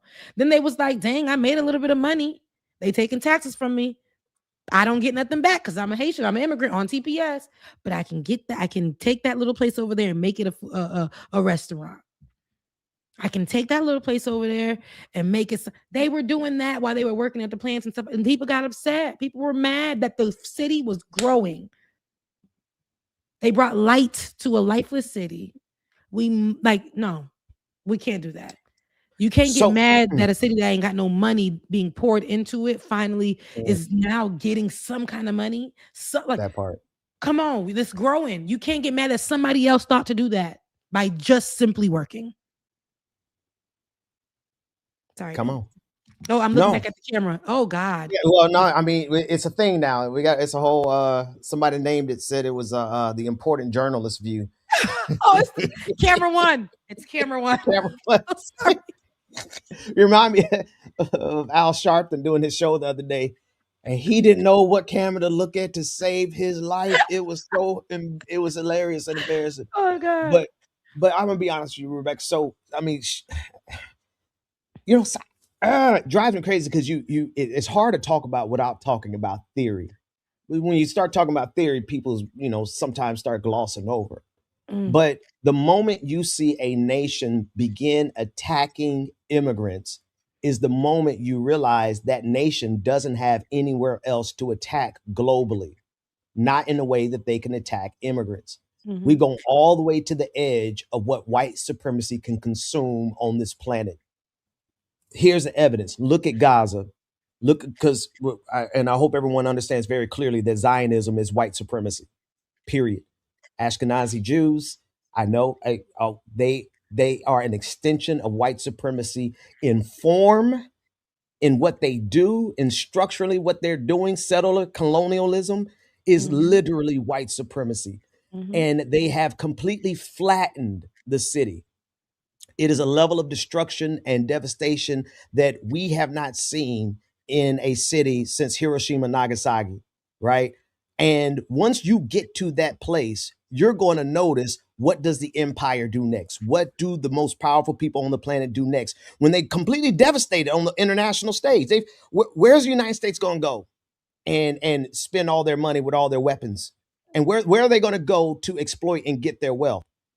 They've done it all over the globe for the last 2,000 years. Let's be real, not the United States alone, but of course, all of the empires in history. So where do they go next? They come internally. They go internally. What's the first line of defense? It is always, no question, throughout history, from the Roman Empire to today, it is always the immigrant first. They go after the immigrant first. And so for people to not realize, by helping them, by alienating immigrants, by dividing us, by making us fight one another, you are literally handing white supremacy the tools they need to destroy us internally, because they're no longer going abroad. They're coming internally to destroy us internally, and you are assisting them every time you feed into the diaspora wars. Yes. Yep. Ben, take me off of full view as you were talking. It was just me. But absolutely. No, I agree with you. This is something that was literally, this is, as they say on the screen right now, it is America's playbook. America's playbook is to, it is to utilize, it is to utilize the historic ways to divide us. And how do you divide and conquer? You go with the most hated thing after the most hated thing. That is the black immigrant. with the black person. You know, immigrants are, because it ain't all immigrants. You know, them people that came on Ellis Island, swear up and down. They, y'all, you know what I'm saying? It wasn't the same struggle, Ellis Island, right? You know, it's kind of like how South African folks came over here and was outside like, I couldn't eat or drink, and I just came here for a better opportunity. I ain't got the accent down pat, so I can't do it. But this to sell us an idea. But when it comes to Haitian immigrants, historically, it's always been like that. I always, if you go back to one of my videos on Let's Be Clear, I break down why the Haitian immigrant is the face of the most hated immigrant in the United States. This was not established by Donald Trump. This is historic in this country. In 1990s, that's why they did that big march in Brooklyn Bridge. That was one of the historic resistance moves of Haitians in this country, when America had settled to say that Haitians are the ones that carry AIDS. And they moved that throughout. That was something that they literally came up with. Guantanamo Bay was a place that they put a lot of Haitian immigrants, where they were holding them in their detention center. And again, this is before we had the Department of Homeland Security. So imagine what they were doing at that time. They gathered so many Haitian immigrants and put them in Guantanamo Bay, where they were dying. And of course, the AIDS was was there, disease was there, all that stuff. They were giving them nothing to eat, nothing. It was a disgusting environment. They left them there to die. And guess who said he bought, I think it was 300 beds last year, when he wanted to rally up the people from TPS? Who's this?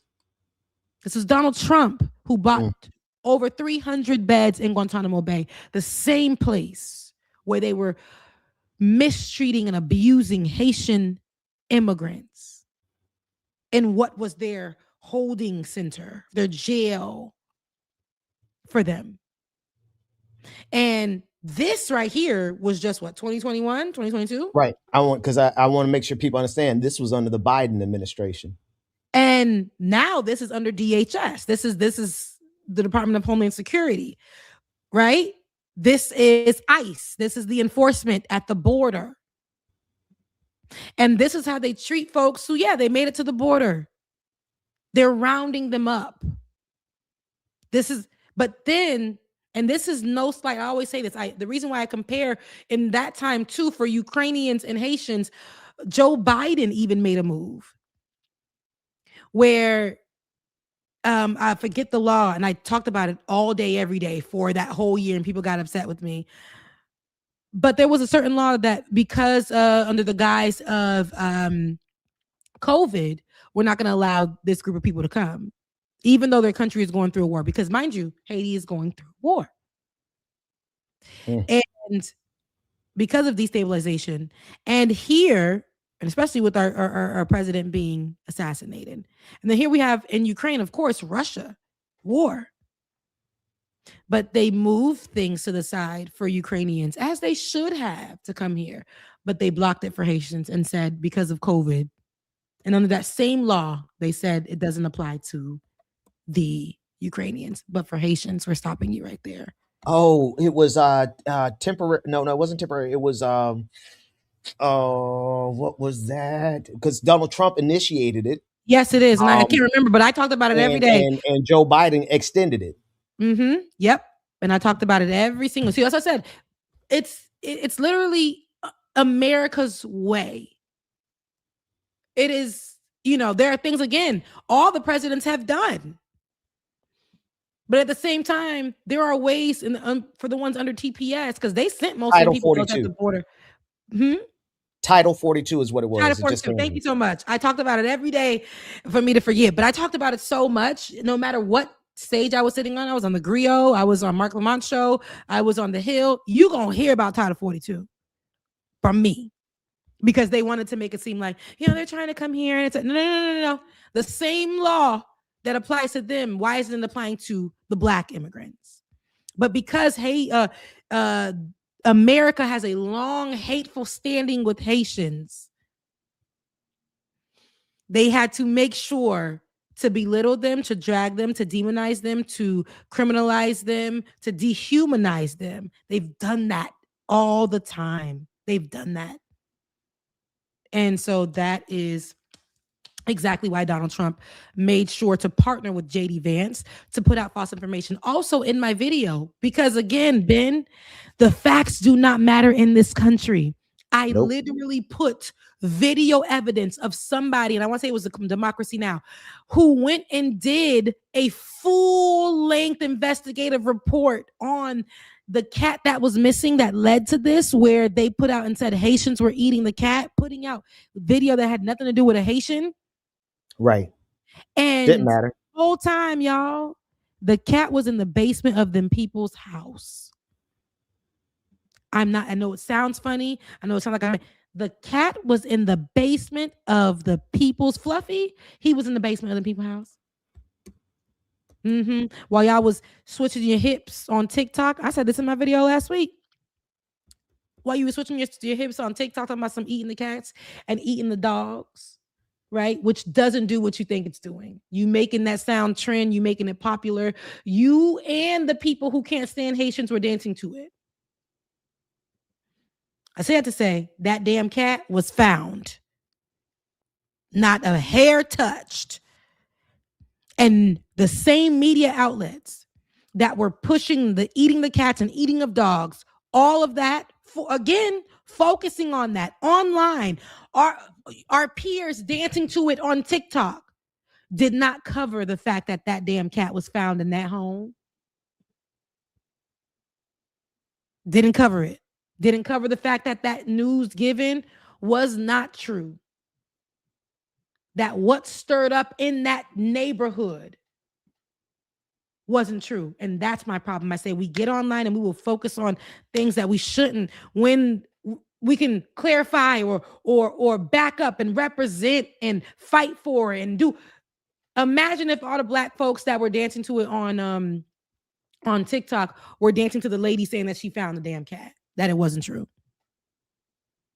But they didn't. They didn't. So again, Haitians will always be that to America. They will be hated. They are the most hated immigrant. I always tell the story. I don't think I will never stop telling it.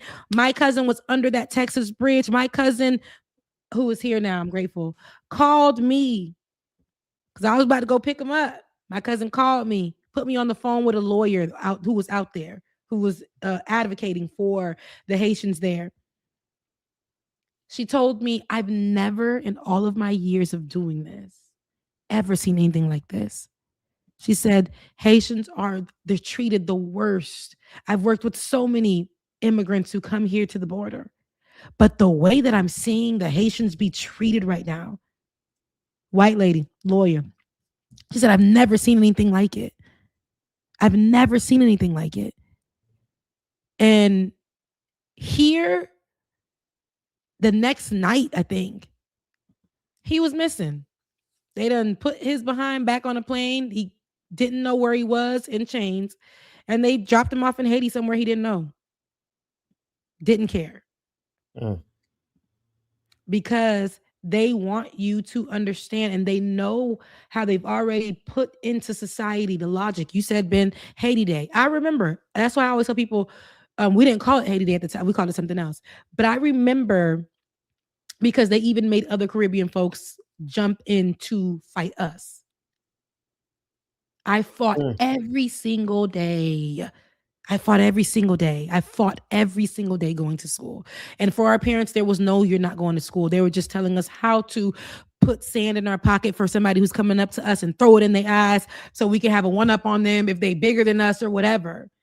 I remember, I have experiences where my teachers would say commentary on me being a Haitian. I had a Jamaican teacher who made commentary on me being Haitian. Say certain things. All kind, like, I literally grew up with this. That didn't stop me from going to the #1 HBCU in the nation. That made me even more proud to be Haitian. Florida A&M University, right? Didn't stop me from doing that. That didn't stop me from making sure that when I got out of the TV news and radio, and when I got the opportunity to become, because I want y'all to know I am mastered, get my master's degree and get into digital media, be one of the first to ever do it on the platform like we did in politics, to be able to talk about Black issues, because they didn't want us to talk about Black issues. It was just Donald Trump and Donald Trump having a wedgie, Donald Trump doing this, we were like, nah, here's how Donald Trump's policies and things that he's putting in place are not only affecting brown people right now, but this is what it's doing to Black folks. I was a part of that conversation and still am to this day. I don't want to stop. I don't want to divide. And so, yes, chance pour moi, I am Haitian. I grew up in this country. I grew up in where there's so many Haitians in South Florida, and still had to deal with, no matter where we went, no matter where we go, discrimination, prejudice, all the things, because we are one of the most hated, but we are the most hated Black immigrant group in America. It is taught to everybody to treat us a certain kind of way. So battling that out and still remaining in a place where I'm like, at the end of the day, I'm still going to make sure that I am the voice for the Haitians who can't speak. That's #1 and for first and foremost.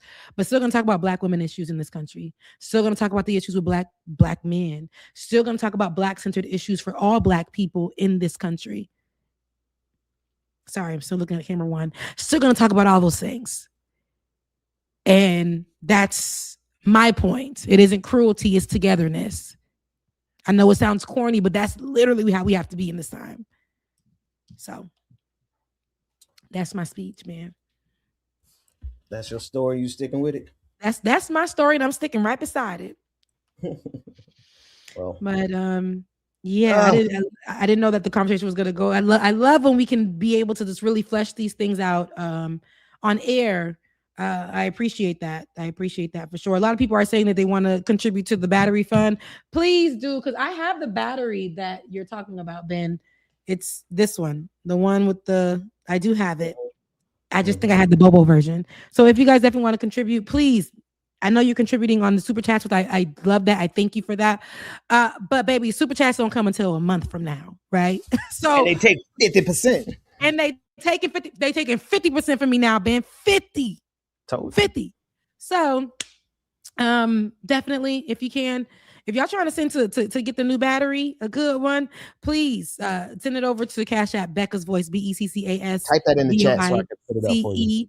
That is Becca's Voice, and I also dropped the link to my PayPal if you guys don't feel comfortable doing that on Cash App for sure. For the ones that I see that you guys are definitely wanting to assist, I appreciate that. I Thank want you you. to put it in the put it in anyway. I got it. I got Oh. in that other chat, and then look at me. Then I pasted in the wrong place. We struggling this morning. Technology is not our friend today. It's No, all today good. we are really millennial booming it. Okay. We are we bootlegging are it here. struggling. We are You know, for us struggling. to be the originals at this. It's true. It's the struggle is crazy real. But don't forget, we was in a studio. Yes. Built brick Yes. by brick. We was in a studio. They don't know nothing about the brick campaign. Ben, if I find that, I am going to do, and it'll be for paid folks only, for the members. Yeah, I got members. I do, and I gotta do some content for them. But I have stuff that's in the Google Doc, stuff that we covered that can apply to today, baby. I'm like, you know what? That's for the archives. And for Black History Month, I might need us to drop a few. We might need to play some of our Black History stuff that we had. Remember when we did our Black History? You did one, I did one all month long. And then we was Wakanda Forever. See, that moment was real cute. You know, we was making white folks mad. Yeah. Facts. We was making white folks up to the set. What a time. I have those in the archives. I'm going to try to put something together so people could be mad this Black History Month about how we joined forces and became one of the biggest shows on the platform. Yeah. When you really pause and think about who all is in this space now, from Don Lemon, like I think at this point, Don Lemon might be at the top of the mountain just because everything that's happened. You know, when he goes live, he has like 30,000 people watching him live on YouTube alone. Right. Really, really, really successful, and congratulations to him. But when we started this, what, 2017? What year was that? What was the year? 2017. 2017. So when we started this in 2017, what the only people that were really online was TYT and Majority Report. And Kyle Kalinske. Like the people, you know, there's some people who've been on there for forever on YouTube. But in terms of like a new media company, 2017, we were pioneers in this space. We were definitely pioneers in the space. And that's why I'm like, especially the ones that were the Black voices. And we were getting at that time millions of views. We made Ben Shapiro so mad. We had so many celebrities under our comment section. Facebook was popping at the time. It was a time. I'm so grateful. I always say this. The other day I was thinking, I'm like, in my career, I'm so grateful because I've been a journalist for since 2012. I want to say 20. No, actually 20, because 2000. Oh, wow. Geez, it's been a long time. So 2009, y'all. I was working locally because you had to be, locally working. I did TV 20, which was our local news station for us at Florida A&M. I did the radio, and I also did WCTV locally over there. So yeah, your girl been on for a long time. Now, just to say that, but I say this to say I've been in the journalism world, and this has actually been the scariest, but my favorite. When I first got in, I'm so grateful that I had you alongside me, Ben, because I used to drive up every day and say, I can't do this politics thing. Can't do it. I can't do it. This is crazy. They're telling me to speak my mind. The girl that was taught to be literally unbiased, to have something to say outside of reporting. I gotta have. And then it was like, girl, your purpose is right now. This man is after them Haitians. This man is after the Mexicans. This man's after DACA. This man is after Black folks. This man said this about healthcare. You need to speak up because you said you wanted a moment. And that's why I say I am so grateful for being in this space and to be able to not only hold interviews with some of the best to the brightest leaders in this space, but to actually grow in myself in the ability to give the story, to give it from a perspective that I can understand and not give you something that is just fluff, but to give it to you because I have experienced it. I know somebody who's experienced it, but I have empathy. I have empathy and understanding, but I also recognize that I'm not just going to regurgitate to you what's happening. I'm going to learn about what's happening. And I'm also, if I don't know about it, I'm going to give you the expertise who knows about it. Yeah. That's what when I did some of my first stories on Haiti and people began to reach out to me online and say, wow, you're speaking for me. They were reaching out to me from Facebook, of course, and sending voice notes through Facebook from Haiti and saying that, wow, you are speaking for me in a moment that I can't speak. I see how people are talking about us and we can't speak up for ourselves right now. And you're being able to be a voice for us. That's when I knew I'm right where I'm supposed to be. That's right. And that helped me stay. Building the brick by brick. That helped me stay. So yeah, I'm grateful. I didn't mean to go down that path either, but I got some stuff in the tuck from back in the days, and you guys wouldn't even believe how me and Ben was really in there every day. Typing up them scripts. Typing up the scripts. Wasn't no AI back then. Wasn't no AI. We everybody we had to write every word. ChatGPT, baby. Okay. We had to do our own research. Wasn't no AI helping us back then.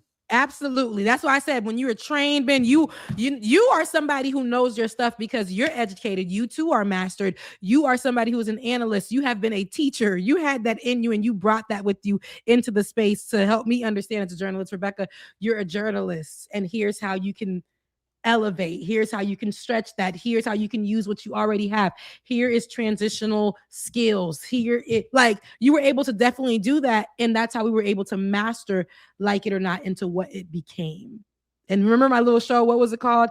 It was called Reality Check with Rebecca Azor. Baby, I seen that on the in the Google Docs. I said, here is Reality Check with Rebecca Azor. Wow. Crazy times before the braces too. So my teeth was looking like I chewed on rocks. That was crazy, but it was a good time. I can't wait to play those for you guys. I can't wait to run that back for you guys. Oh, but we are at the end of the show, Ben. You want to get to some super chats? Yeah. Let's do that. Yeah. Hang on. Let's see where they at. Where they at? Bring them out. It's on your screen. Hey, Laura Estrada. But yes. Oh, look, I was just reading her comment. She said she's in my chat to say hello. Oh, thank you so much, Laura Estrada, for your super chat. I appreciate it. Grand Rising family, not you Grand Rising us, finally sending a healing snug. Right back at you. That's me hugging you.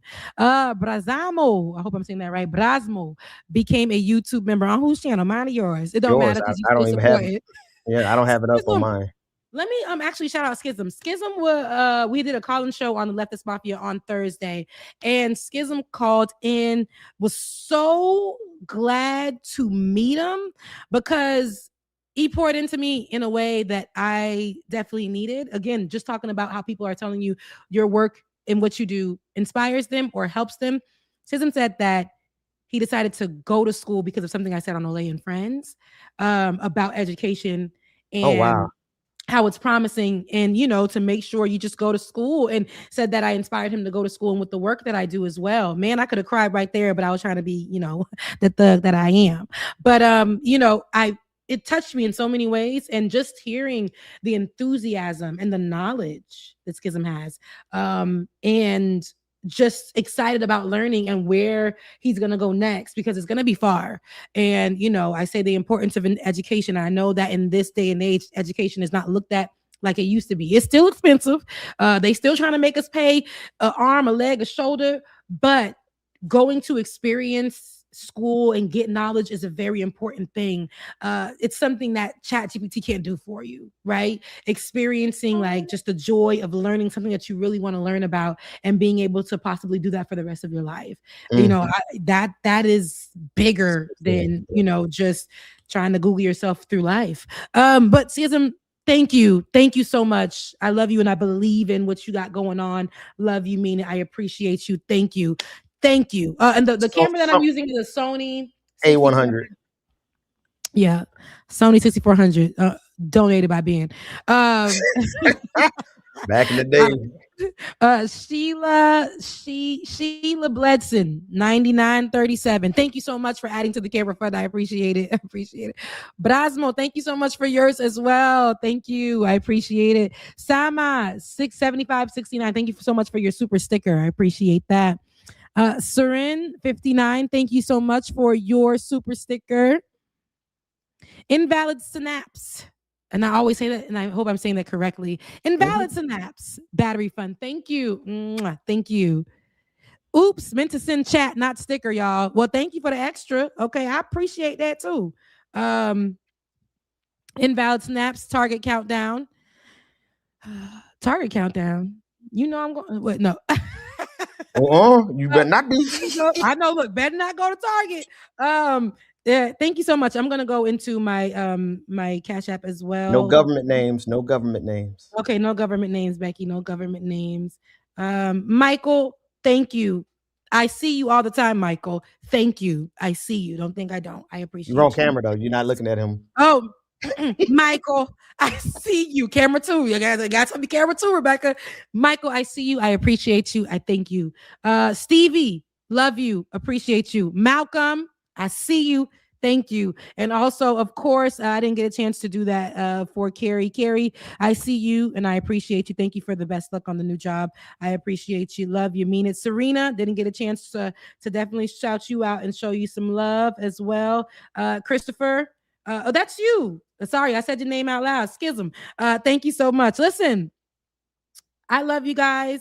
I mean it. I appreciate you guys. Keep our mics on. We'll be here next Saturday. If we can do a weekday show, we'll do that. But we'll be here next Saturday as well. This is, even though we had some issues today, I know the conversation was sharp. Hopefully you share it with somebody that you know, love. You continue to support each channel because your support definitely helps us keep these mics on, keeps these spaces open. I know Ben is doing some other things and other projects that he's going to be doing on his channel. So keep your eye peeled out for that. Ben, if you want to talk a little bit about that before we get out of here. No, not really. Oh no, he said no. He said, when he said it, I see it in the little boy that's on the screen right now. No, I don't want to. No, we're good. Just it's they'll see it as it comes because I can't talk about it anymore. I just got to do it. That's because we stepping into a new season, new strategy, baby, and I'm with it. Listen, I love you guys so much. Again, thank you for your contributions. If you want to contribute to a new battery fund, that's Becca's Voice on Cash App or the PayPal fund. Ben, how can they support for you? Like, share, and subscribe. Like, share, and subscribe. Get those numbers up, y'all. I'm at 11,100 something.